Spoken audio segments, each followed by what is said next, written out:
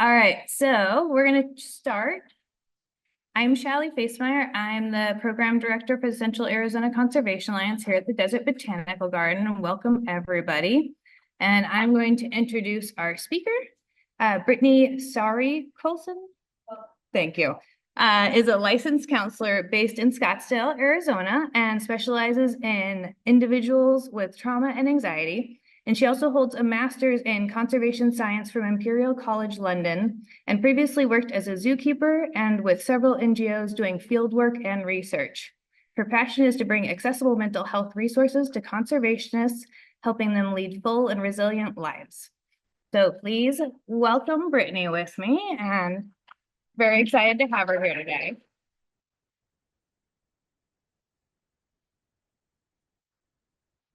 Thank you so much, Shallie. You all are all so far away.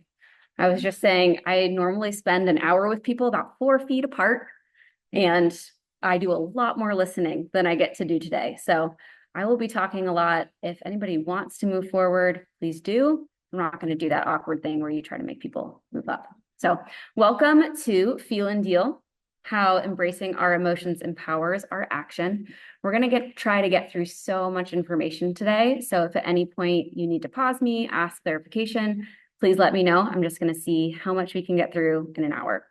So to introduce myself, Shallie, thank you so much for that whole introduction. And thank you for putting this all together. Really appreciate that. As Shallie mentioned, I am a licensed counselor in Scottsdale, Arizona. So I spend most of my days working with individuals who have undergone trauma, and we'll actually talk about trauma today. So that can look like a lot of different things. But I started my career as a conservationist. So I got my bachelor's in biology from Pepperdine University. Then I worked as a zookeeper in Oregon and Texas, a little bit in Arkansas. And then I went to get my master's in conservation science from Imperial over just outside of London. And after that, did some field work in Namibia and in Mauritius, worked, as Shallie mentioned, worked with some NGOs, did some research consulting, some impact studies, things like that. And throughout all those years of working in conservation, I realized that I loved people. Even though it was here, I was actually born and raised in Phoenix, desert rat through and through. And it was here at the Phoenix Zoo that I realized I wanted to be a zookeeper because I loved animals so much. I started to notice that I loved the people of conservation. When I was getting my master's, I loved sitting with my classmates and hearing how they were doing and how they were carrying this and what they were doing with the information that felt really heavy on certain days. I loved hearing why they got into it and what kept them going. And so after a while, I realized that's what I really wanted to do day in and day out, is sit with people. And so this is so fun for me to get to sit with, well, stand for me with all of you and get to talk about mental health. I could talk about mental health for like 4 days straight because it's just so fun for me. But to get to share it with all of you who are in the field and facing this day in and day out is honestly just the most fun that I could have on a Thursday afternoon. So thank you for being here. So we are going to talk about a lot of stuff today. So I want to start with just a quick trigger warning. We are going to be talking about emotions. We're going to be talking about trauma, both direct and vicarious. We'll get to what those definitions are later. And so if at any point you want to get up and grab some snacks or walk outside or use the restroom and just excuse yourself, please feel free to do that. There's no obligation here. If you're on Zoom, if you want to step away and come back, please just take care of yourselves because we're going to be talking about some hard things today. So my goals for today, that I hopefully are our goals for today, are to become more aware of yourself and your experience. I want this to feel personal. I want this to feel applicable to your life and your work. To raise awareness of trauma and distress in the field because it's just not talked about a lot. So I want to start the conversation of what's going on, what we're experiencing, what you all are seeing in your daily lives. And last, to provide practical ways to incorporate this into your daily life. Shallie and I were talking a few weeks ago, and it would be so easy for this presentation to be depressing as we just talk about what's hard in conservation. And I don't want to do that. I want to provide practical tools. I want to give you all as many resources as I can to go and apply things and take it to your coworkers, take it to your colleagues. So you'll notice we're not going over like the leading theories of trauma. We could do that. It'd be so fun, but that's not what we're going to do today. And why are we talking about this? So I might be passionate about mental health and about conservation, but why are we all having this conversation? There's a lot of reasons. One is that conservation has unique mental health challenges, just like being an emergency room doctor, just like being a lawyer for immigration policies. There's so many fields that have unique challenges, and conservation is absolutely one of them. We have really high education to salary ratios compared to other sectors. We also, many people are in conservation because they're so passionate. This is a vocation. This feels like a calling. This feels like a purpose more than a job. That makes it really confusing to figure out, where do I end and where does my job begin? And we can begin to take on more challenges. It also is an inherently political career, unfortunately, that has gotten really involved. And so we might have friends or family members or members of the public that strongly disagree with the work that we feel so passionately about. And all of that is really challenging on our mental health.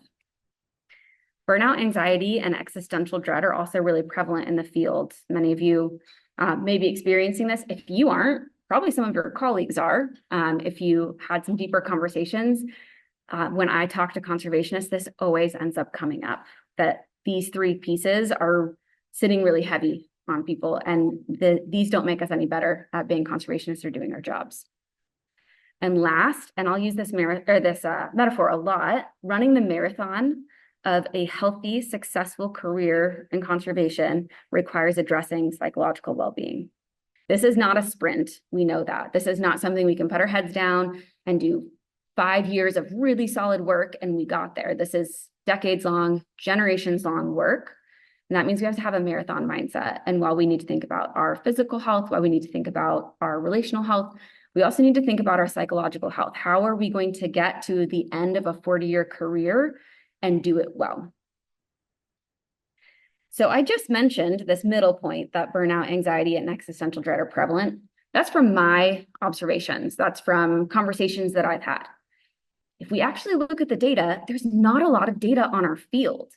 People have studied lawyers a lot. They've studied doctors a lot. They've studied first responders a lot. They have not studied conservationists very much. There's a little bit more than there used to be, but there still is not a lot of data. So I'll go through 2 empirical studies that were done. There are more papers that have come out, but a lot of them are opinion pieces. So these 2 have some actual data with them.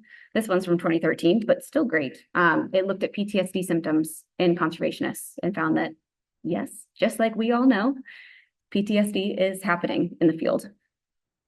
My friend Tom Piankowski, when he was getting his PhD at Oxford, did this amazing study of over 2,300 conservationists and found that about a fourth are in moderate to severe distress. So about a fourth of us in this room, most likely, are in that moderate to severe level. He also found that higher distress was associated with heavy workload, job demands, and organizational instability, which isn't too surprising. And lower distress, of course, was associated with job stability. Wouldn't that be great? And satisfaction with one's contribution to conservation. So this is feeling like I am making a difference. The job that I go out and do every day is actually changing something, and that makes it feel worth it. And it also lowers our levels of distress. Now, those that were most at risk for this international study were low dispositional and conservation-specific optimism. That means you come to the table either more pessimistic, this isn't going to work, everything's terrible, or you come more optimistic that, yes, we can do something, things can change, we can achieve something. That's what that dispositional optimism is talking about. Poor physical health, limited social support, women, and early career professionals. So that includes a lot of us. That includes a lot of our colleagues. Those are some pretty big buckets. So we know that this is happening. We're experiencing distress. I wish that Tom had broken it down into different kinds of symptoms, but he did a general distress score. So we just know overall psychological distress. Would love to see the numbers on like anxiety and depression separately, but we don't have those yet. So today we're just going to cover 2 topics. Hopefully we get to all of it. We're going to start with emotions, of what are they and what do we do with them? And then we are going to do a by self activity. Don't worry, we're not going to like get up and do something awkward. But we're going to try to actually take this in and practice using it. But again, why are we talking about emotions as conservationists? Great that mental health is important, but why should we talk about emotions specifically? And I spent a lot of time thinking this through to figure out what is the best stuff that I can offer you all if I get an hour with you. And these are some of the reasons that I want to go through this kind of crash course on emotion. So, like I was just mentioning, our work as conservationists takes an emotional toll because we're passionate about our work, and a lot of people aren't. And that just means that it's going to take more emotion out of us. The more that we're aware of that, the more that we can proactively respond. We can't make decisions about things we don't know about. If we are not aware of something, we can't make a choice about it. And so a lot of times our emotions are kind of running and steering our car, if you want to use that metaphor, instead of us choosing what we want to do with them. So I want to help us be more aware so we can make more choices. Secondly, if we don't understand our emotions, they will get in the way of our work. Emotions demand to be felt one way or another. So even if you try to ignore your emotions and shove them down, as we're going to go through and we discuss what actually is an emotion, that sucker is going to come out somehow, and it is going to get in the way. It's going to get in the way of the work that is really important that we do, because somehow our body is going to find a way to feel that. And third, while we naturally experience emotions as humans, that's just part of being a social mammal. This is part of our danger system, completely natural. We do have to be taught how to name and relate to them. That's not something that we inherently know as people. And so we have to have that modeled to us by parents, mentors, teachers, someone. And so a lot of us are just going off of what we've seen rather than, well, what is the most effective way to actually relate to my emotions that helps me continue to do the things that I'm passionate about. Does that all make sense? Great. Okay, so before we get quite into that, I want to address sometimes kind of a pushback that I experience, which is, especially as scientists, we really value logic, which is amazing. And logic is our left brain, it's our prefrontal cortex, it's advanced, linear, it's based on conscious calculations. It's so important. And sometimes when we start to talk about emotions, we think that, or other people think that I'm saying emotions should rule the day and be more important than logic. And our emotions, that's our limbic brain. That's typically what people call your right brain. And it's powerful, intuitive, and based on complex experiences and subconscious. So our limbic system is taking in so much information. The current numbers are somewhere around 500 billion bits of information a second that our logic brain, our prefrontal cortex, can't process. So we know that the best decisions are made when we're in what's called wise mind, when we're holding both of those together. It gives us the most information. If we're only with logic, we are missing really key nuanced information that we might not have data for in the moment, but we have a sense of. If you have ever looked at something and thought, this looks like a great decision, but there's something about it that just feels off. I can't put my finger on it, but something's not right here. That's you using wise mind. That's holding both of those together. So I am not saying that emotions should rule the day by any means. I'm saying that we want to have a healthy relationship with them so that we can use the information that they're giving us. So what are emotions? We talk a lot about feelings and all of that in our world today, but what are they actually? I love this definition by Lisa Feldman Barrett. If you, for some reason, want to do a really deep dive on emotions and the science behind emotions, her book is very comprehensive. It's pretty dense, but it's really good. It's called How Emotions Are Made, Secret Life of the Brain. And she defines emotions this way. An emotion is your brain's creation of what your bodily sensations mean in relation to what is going on around you in the world.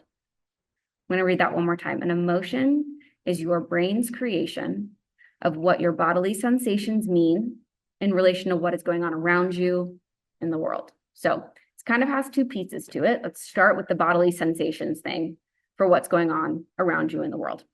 This is the physiological basis of human emotion. But to do that, we have to talk about something called neuroception, which I love. I'm going to try to not get too excited, but neuroception is our nervous system's ability to read what's going on around us. So right now, your nervous system is reading everything in the room. And it is always asking the same question: am I safe or am I in danger? Am I safe or am I in danger? Your nervous system has been building a framework since you were in the womb to understand what danger and safety means. So based on your experiences, your culture, your personality, all of your interactions, your nervous system has built rules of what does it mean to be safe and what does it mean to be in danger. And it will operate subconsciously to get you prepared if it thinks that you're in danger. A good example of this is, say two people see a dog. And this person on the right, they grew up with a dog. They grew up with this big fluffy dog who was their best friend, and they love that dog. Now, before they can determine if that dog is safe or not, their body tells them, you're safe. This is good. Their body will react way before their brain has a chance to actually make a decision. But say this person on the left did not grow up with dogs and was chased by the neighborhood dog, terrified of dogs around. Maybe they got bit. Their body is going to go into hypervigilance. It's going to go into the sympathetic nervous system and say, you are in danger right now. This is before they know, is this dog safe or not? Is this dog friendly or not? Their body will react. Their heartbeat will increase. Their breathing will become more shallow. Their skin will start to feel tight and hot for most people. Some of our nervous systems are different. And it has nothing to do with if that dog is actually safe or not. So if we put this in the context of work, you have, let's say you have somebody that grew up in a household where if you were passionate about something and you cared and you were engaged, you used a louder voice, you spoke more confidently, you were more direct, and that's how you showed, like, I'm in, I care, I am engaged in this. But then you have another person who grew up in a household where if you raised your voice, it immediately meant danger. That meant a parent was incredibly mad at you if they were willing to raise their voice. Their body is going to start to either prepare to flee or to fight. They're going to go into that sympathetic nervous system. So person A is thinking, I'm being passionate, I'm so engaged. And person B is thinking, I'm in danger, this person's a bully, and I need to get away from them. Person A is wondering why the other person isn't engaged and cares. Why aren't you meeting me in this conversation? And person B is wondering why person A is being so scary for them. So that is the physiological basis of emotion. When we have something happen to us in our lives, our bodies react.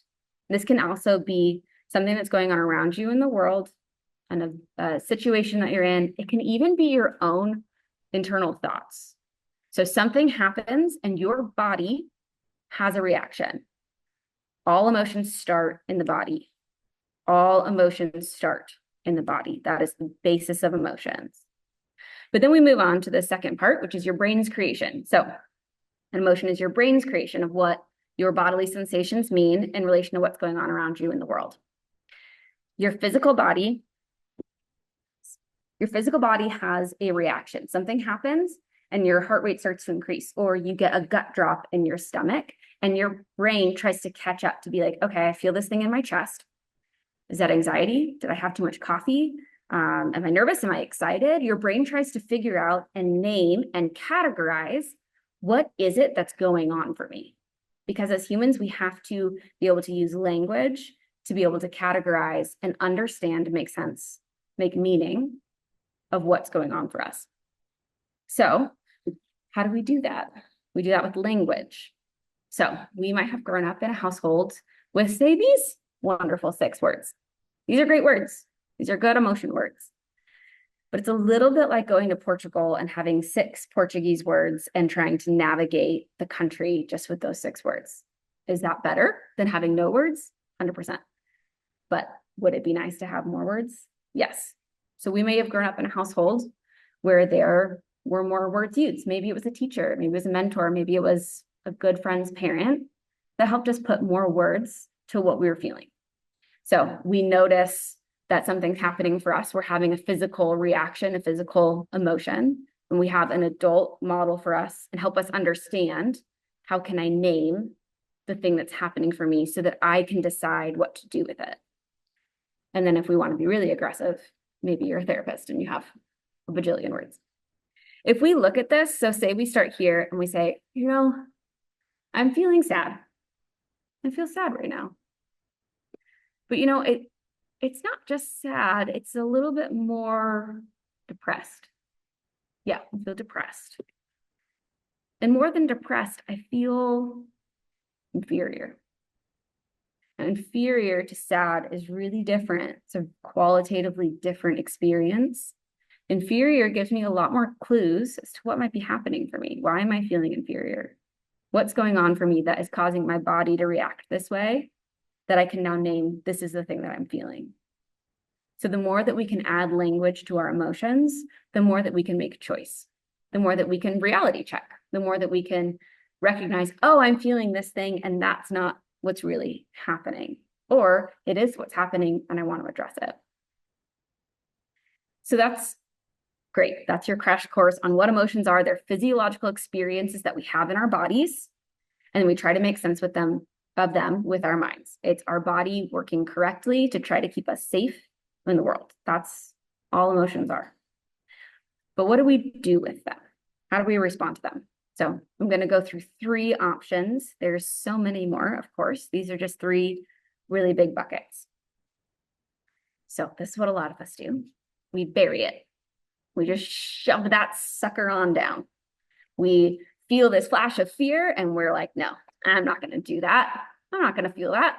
We're just going to cut that right off and keep going with our day.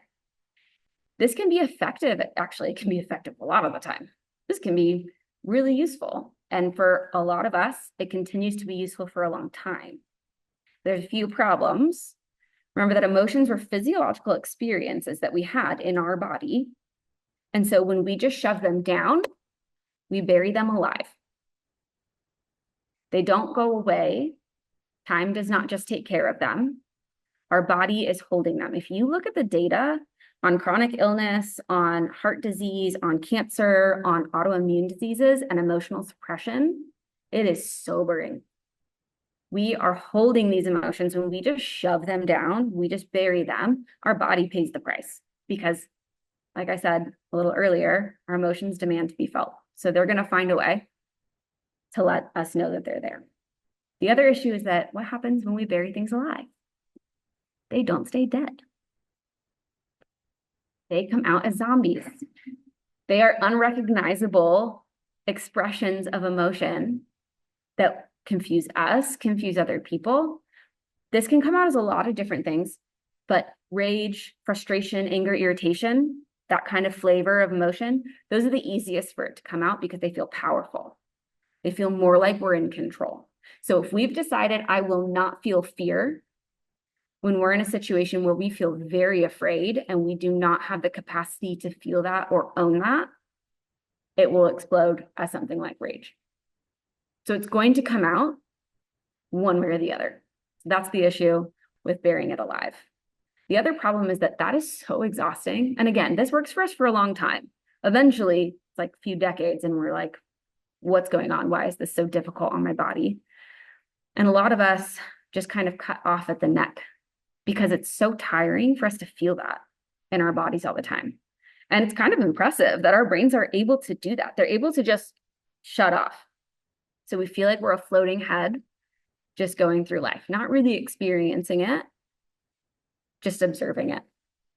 Because as impressive as our brains are at cutting off our experience of our body, we can't shut off selectively. So if we can't feel fear, we won't feel joy. If we're not willing to feel anxiety, we're not going to feel peace. We might feel neutral. And for some of us in our stories, that is a win. But we can't just decide we're not going to feel these certain negative emotions and then only experience the positive ones. We end up just shutting off our whole experience. So that's one option. I would say that that's probably most common for those of us that value the left side, that value logic. We tend to lean more towards this way of dealing with our emotions. The second option is the opposite. So then we lean into our right side. We're a little bit more right brain focused and our emotions take over us. So we experience an emotion and it feels like we are under the waves all of a sudden. That emotion is calling the shots. That emotion is in charge. That is the thing that's making our decisions. And we just drown in it. It feels like we don't know which way is up. Now, where burying it gets in the way of our work because it makes us explode in moments that we don't expect, and it makes us unable, or it makes it very difficult for us to connect with the passion of our jobs And that's really important for us. This makes it really difficult just to function because we don't know which way is up. When our anxiety is on top of us, when our depression is on top of us, and we don't know how to get our feet on solid ground, it's really hard to run that meeting. It's really hard to finish that grant proposal. The other issue is that this ends up running into other people. If you've ever walked into a room and you immediately know that somebody is having a day, this is probably what they're experiencing. They probably do not have very good, what's called emotional containment. And so you walk in and you feel their wave just hit you in the face of like, oh, so-and-so is not having a good day. So those are our two. Bury it alive, let it take over, and drown us. Option 3, I'm gonna actually make you guess, is to befriend it. So while burying it has us go down. Emotions go down. We shove them down into the basement or underwater or whatever our metaphor is. And then when it takes over, it's on top of us. It feels like it's ruling everything. Befriending it shifts our relationship to our emotions where we're still connected to it, but we're separate from it. It is not us, but it is still part of us. It allows us to be more of a same as relationship instead of shoving down or getting dunked. And that might sound nice or it might sound terrible, depending on your personality. But how do we actually do that? Like, what does that look like in practice? So we might start with, I am sad. I am sad. But I am Brittany.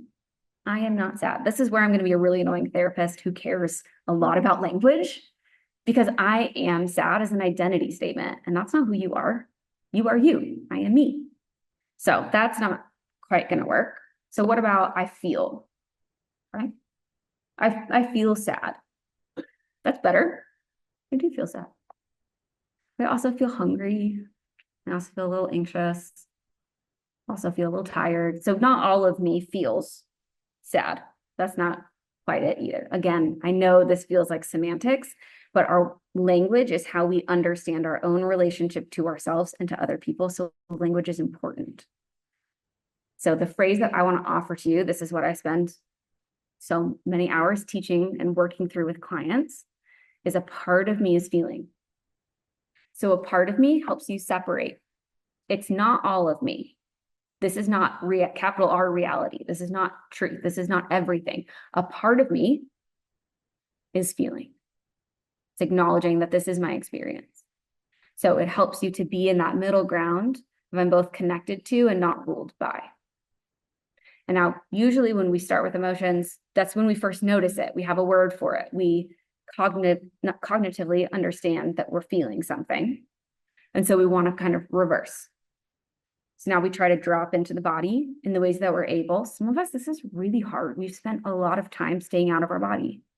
And so it can feel really difficult to connect here. But if possible, and in the smallest ways that you can, drop in to notice, okay, where do I feel this? Okay, I feel sad. And I feel it right in the center of my chest. It feels heavy. It feels kind of like a stone drops in there.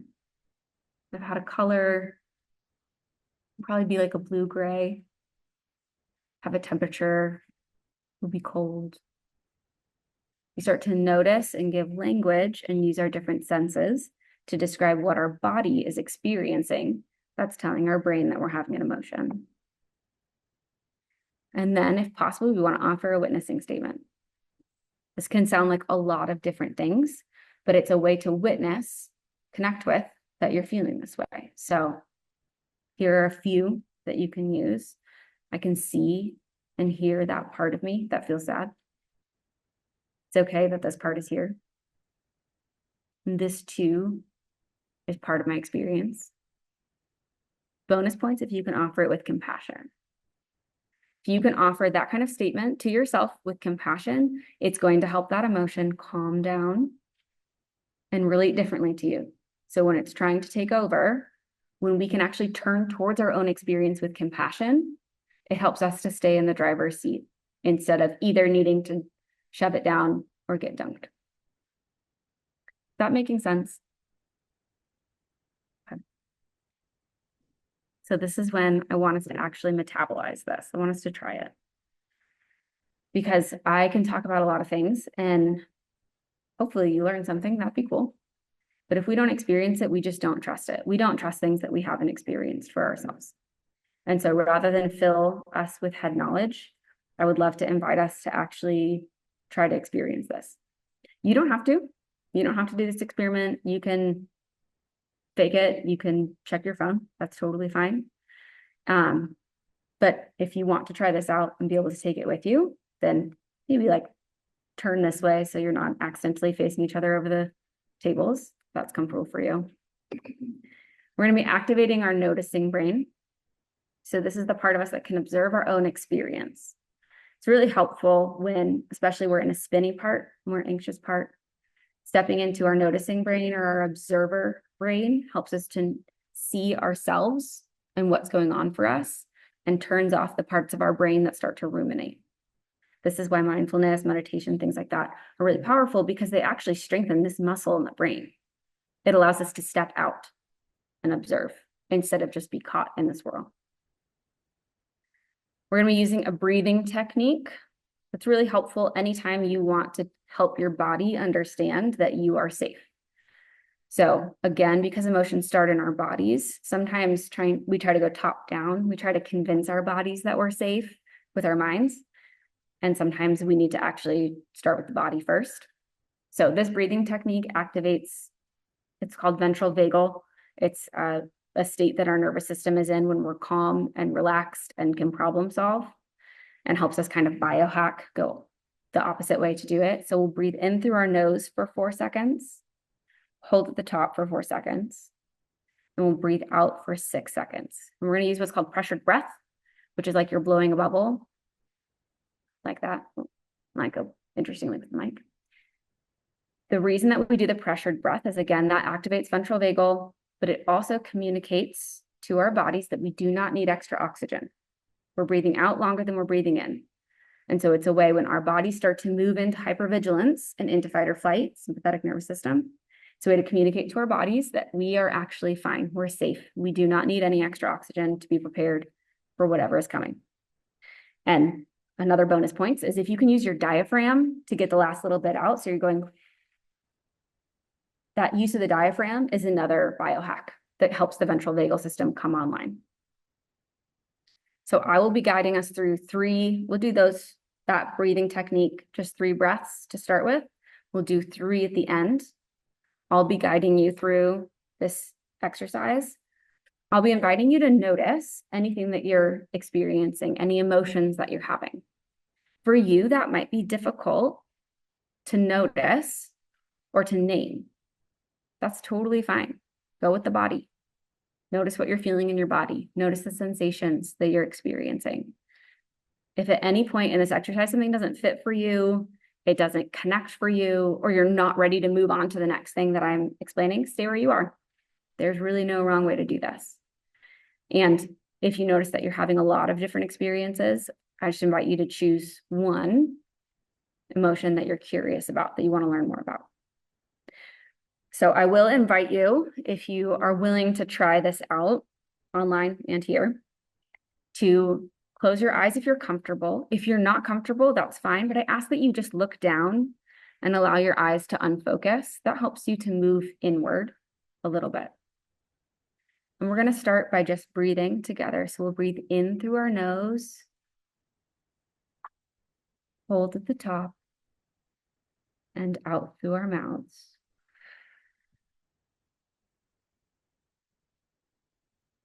And in, hold, out.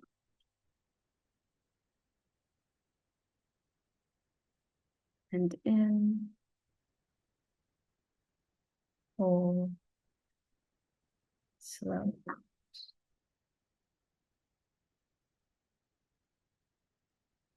I want you to just notice what you're experiencing. Allow yourself to become aware of your internal world. And just notice what you might be feeling.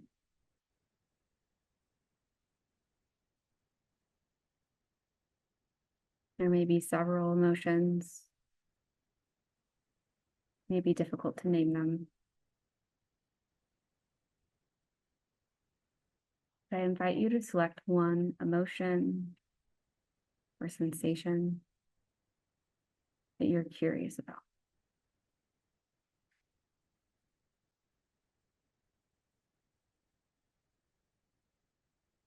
Where do you feel that emotion in your body?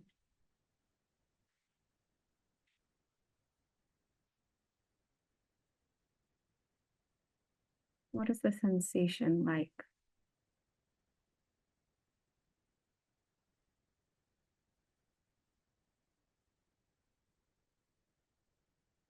If it had a color, what color might it be?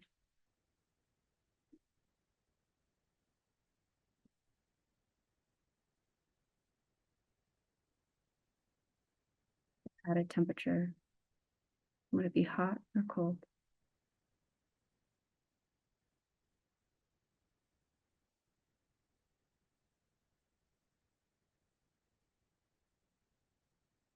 See if you can create a little more space for that emotion.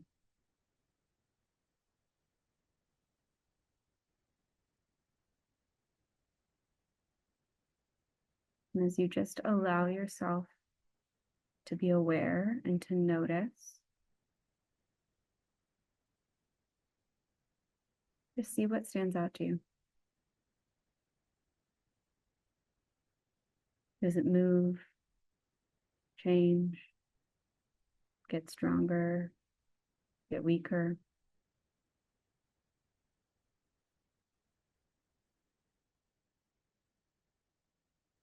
Does it have any words associated with it?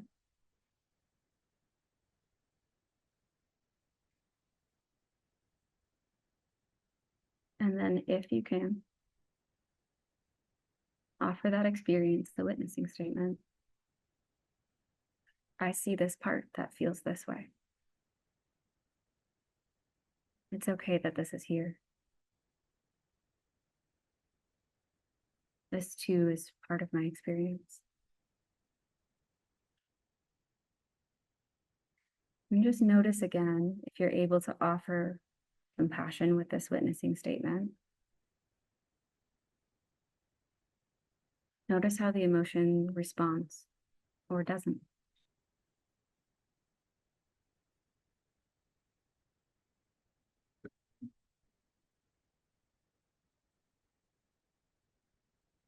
And slowly we're going to allow our breath to lead us back out into the room by breathing in for 4,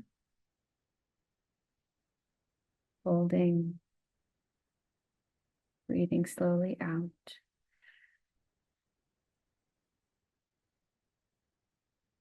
And in,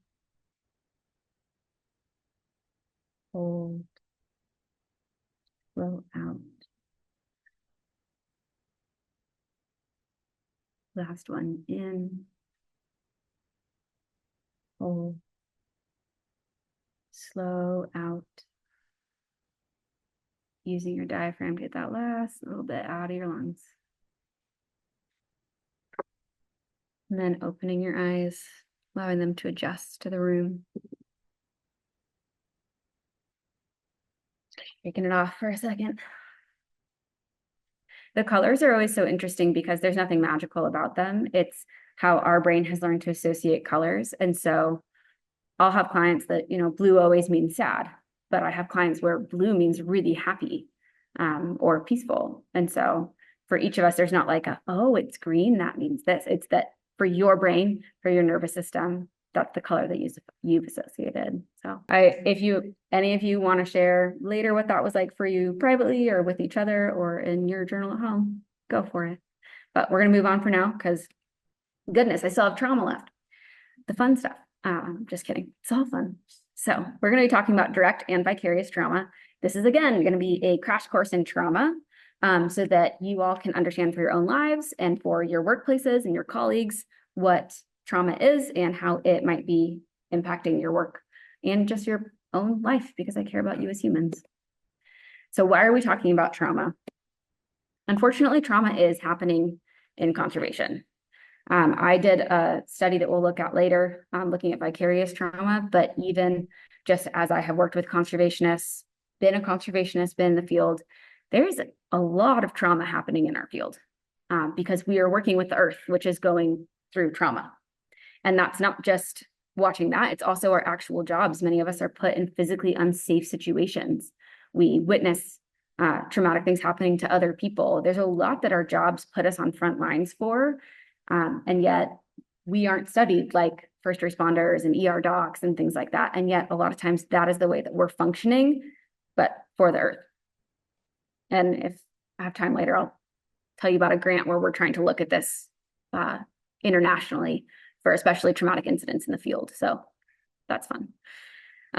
Trauma leads to a lot of terrible things like anxiety, depression, burnout, unhealthy coping mechanisms. We got to do something with the trauma.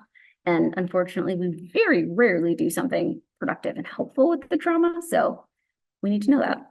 And last, connected, is that if we recognize that this is an issue in our field specifically, we can proactively take steps to protect ourselves and to respond when trauma happens so that it doesn't continue to fester in our systems. So trauma, this is the way that I always define it. There's so many definitions, but the simplest is just that it's anything that overwhelms our ability to process in the moment. So trauma is anything that for you, and remember the whole frameworks, we've all been creating frameworks for our nervous systems. That's why trauma is so individual, because something that overwhelms this person won't overwhelm this person. So we can't necessarily categorize what's going to become trauma for someone. It's what makes your body overwhelmed and unable to process in the moment. This is just a metaphor for how neural networks work. So we'll use the metaphor of a tree. And at the base of the trunk, we have our early childhood. That's when we first start building these networks of who am I, what is the world, and what are people like. When we have an experience, so we were in 4th grade and we go on a field trip. I went to a dairy farm. We can remember that we had that experience, but not a lot of emotion comes up with it. That's because our brain had the experience and it goes through what's called cropping.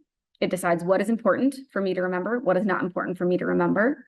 And then it places it within your neural networks, within your metaphorical tree, makes the connections of what did this mean to me? What are the subjects involved? And then you move forward chronologically.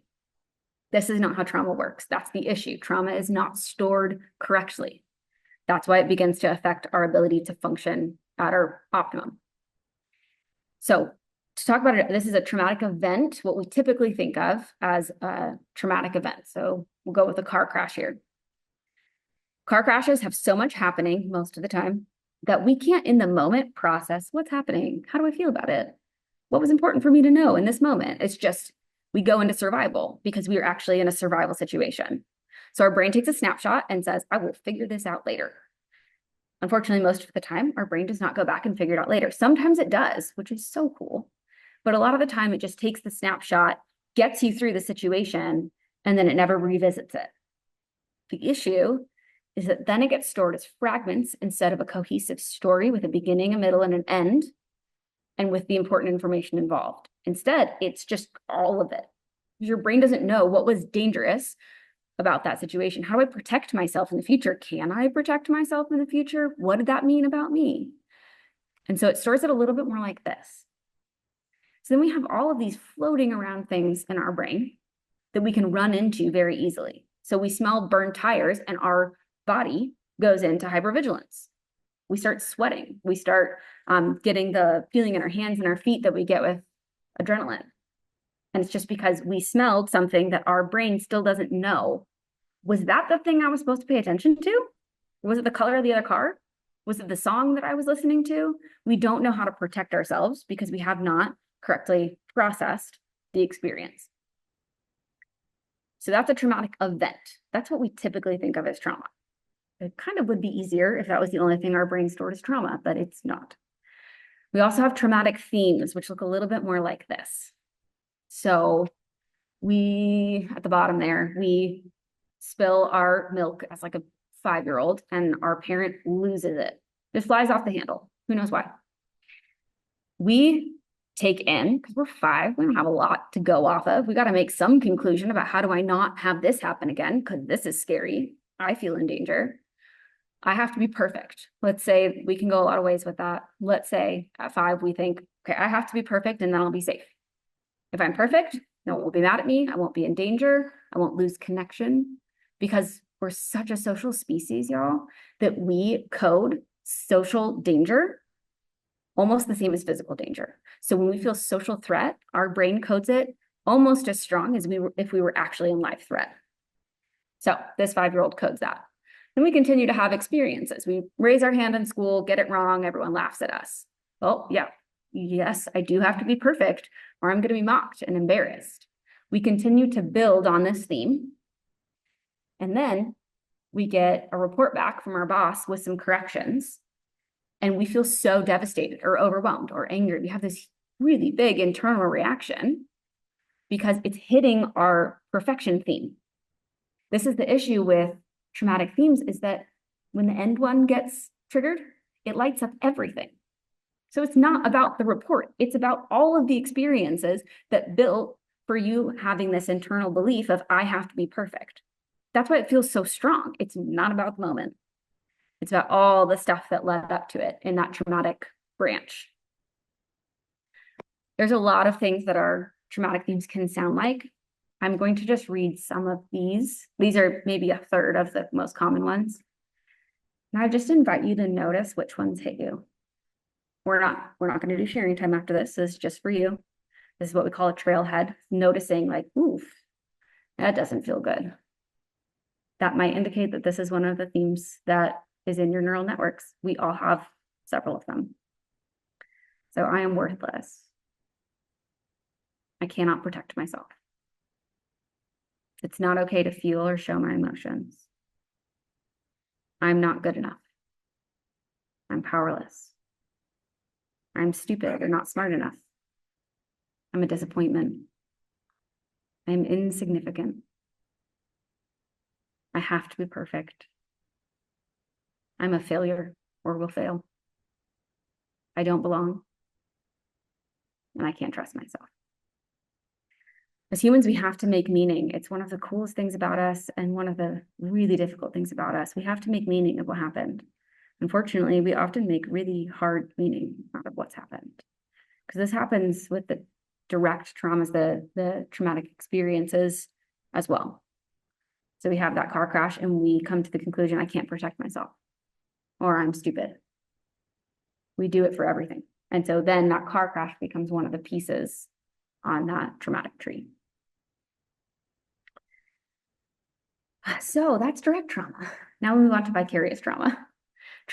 Vicarious trauma occurs from witnessing trauma happening to other people or to other things. It's been studied in therapists and first responders, doctors, Holocaust Museum workers. I have to be really careful of this as a therapist because I sit with people in their deepest, darkest stuff, and I can feel my body take it in. I can feel when like, oh yeah, yep, I've taken that trauma in, and I need to be pretty aware and prioritize doing things to kind of let that flush out and to process that, or I'm going to burn out. And a lot of therapists burn out because we're taking in so much of other people's trauma. But when I was learning about this, I, of course, thought of conservationists and thought, you know, I think maybe that's happening for us too. So I'd love for you to just think about, who is your client or patient? Is it a specific species, habitat, policy, an ecosystem? Who's your client and are they undergoing trauma? So I decided to look at this with Dr. Randall, who's over at ASU, and Tom Kinkowski, who I referenced earlier. We did an online survey with 375 responses that could be analyzed and 47 nationalities represented. And the main question, we asked a few questions, but the main question was, is this happening? Is this real? Am I making this up? I am not making it up. So 6.1% ranked in low vicarious trauma, low levels. 46.2 were moderate. And 47.7 were in severe levels of vicarious trauma. That's almost half are in severe levels of vicarious trauma, which ends up affecting us like trauma. This isn't even including your own direct trauma. This is just from observing what's happening in the field. We also found, unsurprisingly, that it was positively associated with anxiety and depression. So more vicarious trauma, more anxiety and depression. But it was negatively associated with, again, job security. Funny how that keeps coming up. And with social support. We measured it both at work and at home, like personal life and professional life for social support. And the more that you had of both of those, the lower your levels of vicarious trauma. So we know that those might be some protective factors in this. And I just chose a few. People shared a lot in this survey, and they shared a lot of the direct trauma. This is when I first started realizing how much direct trauma was happening in conservation. I knew about some of it, but some of it really shocked me. But I just pulled out the pieces that were actually vicarious trauma so that we can kind of hear what it sounds like. So that nothing I'm doing is really making any difference. The decline is so rapid despite my best efforts. It feels pointless, but I can't walk away from the fight. I want to try harder, but I'm running on empty. The number of people who cannot or refuse to acknowledge climate change, looking at photos of wildlife trafficking captures, and meeting a man whose family was killed by an elephant just a few days ago. Those are all examples of vicarious trauma. And I'm sure each of us could share a lot more examples of what that's looked like for us. So what do we do? That can sound kind of depressing, and it is sobering that this is happening, and it's happening to us, yes, but it's also happening to your colleagues, to your new intern, to your boss who you can't understand why they fly off the handle. Trauma is happening in our field at really high rates. So first, we want to acknowledge what's happened. This can be really hard. A lot of us have spent a lot of time and a lot of energy not acknowledging what's happened or saying things like, it is what it is. It's whatever. Ha, yeah, life. And not acknowledging what's really happened to us. We want to turn towards our own stories with compassion and curiosity. Sometimes these have to be flipped. Sometimes we have to turn towards our story with compassion and curiosity before we can acknowledge what happened. And y'all, if you can access curiosity and compassion for your own story, you will save yourself so much therapy. I tell my clients this all the time. You want to shorten sessions? Get some compassion and curiosity for yourself and your own story. It brings so much healing just being able to acknowledge what happened with compassion and then being curious about how is that affecting me? How has that affected me? Prioritize the things that bolster your resilience. Trauma is a drain. So we need to be balancing the equation. We've got to be putting stuff into our systems and into our lives that we know help bolster us. You might know what these things are. You have a list of things that you know help fill you up, encourage you, help you rest, help you reset, feel like yourself. Great. This is not just like, it would be nice to incorporate self-care. This is if you want a long-term marathon conservation career, it is imperative that you prioritize those things so that you are balancing your equation, so that as you're having resources drain out, you are filling those right back up.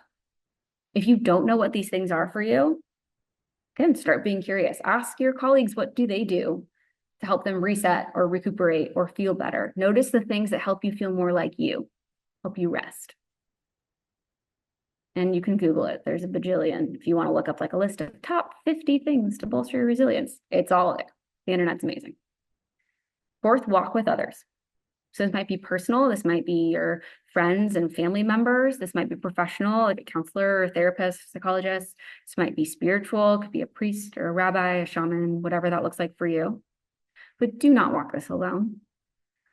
We try to fight it a lot, but we are a social species and we heal in relationships. We do not heal alone. We heal in relationships.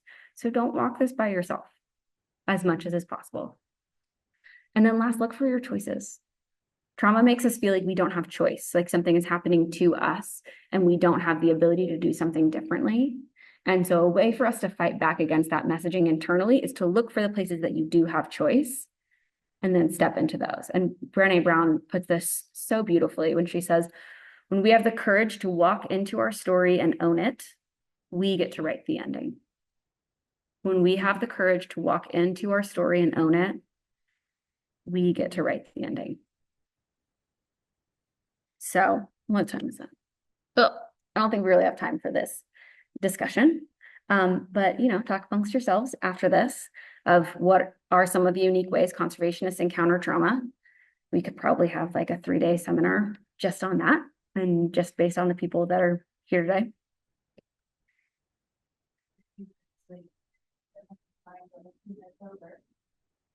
Does anyone have thoughts on this then? Some unique ways that conservationists encounter trauma. I listed some of them. Oh, right. Yeah, good call.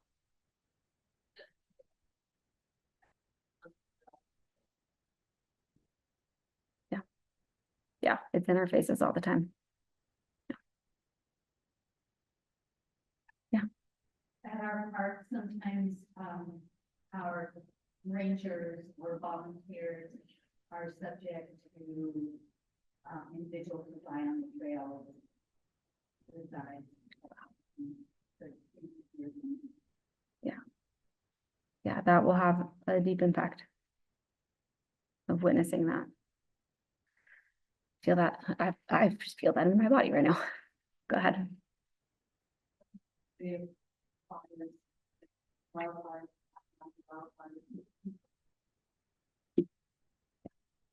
So much is lost in those. Yeah, thank you. I encourage you to just start thinking about and noticing places in your particular position, your particular organization, where you're seeing these things show up and how often. Because again, not because we want to depress ourselves, but because we want to arm ourselves. We want to be prepared. And we want to be proactively responding instead of waiting to burn out and leave the field. So some final thoughts. Just the more that we can understand and turn towards our emotions, the more we are empowered to make choices about how to respond to them. That's why we spent the first half going over emotions, is because I want you all to feel empowered to be able to actually respond in a way that you feel good about and that you're actually making a choice rather than it being a knee-jerk reaction to shove it down, to be overwhelmed by it, to act out of it, whatever that is, but to feel like you have empowerment and you have choice.